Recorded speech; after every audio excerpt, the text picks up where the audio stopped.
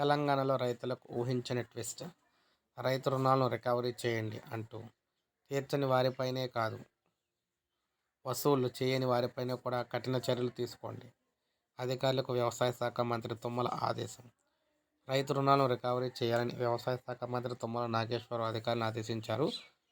జిల్లా సహకార కేంద్ర బ్యాంకులు, ప్రాథమిక వ్యవసాయ సహకార సంఘాలలో ఉన్న రుణాల మొండి బకాయిలు, వ్యవసాయేతర రుణాలను తీర్చని వాటిపై కఠినమైన చర్యలు తీసుకోవాలని కూడా సంబంధిత అధికారులకు స్పష్టం చేశారు.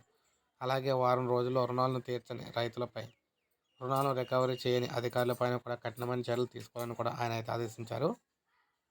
డీసీసీబీ ట్యాక్స్లో పాత రుణాల బకాయిలపై మంత్రి తుమ్మల సమీక్ష చేశారన్నమాట.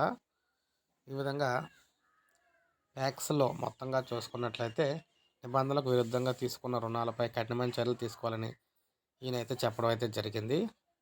ఎందుకు ఇవన్నీ చేస్తున్నారంటే రైతులకు సంబంధించి రుణమాఫీ జరగాలంటే రైతులు ముఖ్యంగా రుణాలు సక్రమంగా తీసుకొని సక్రమంగా చెల్లించాలి. చాలామంది రైతులు అయితే రుణాలు అయితే చాలా సంవత్సరాల నుంచి అయితే చెల్లించలేదన్నమాట.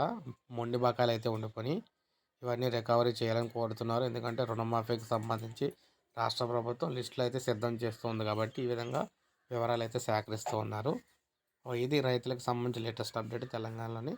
లైక్ చేయండి, సబ్స్క్రైబ్ చేసుకోకపోతే మన ఛానల్ సబ్స్క్రైబ్ చేసుకుని ఫాలో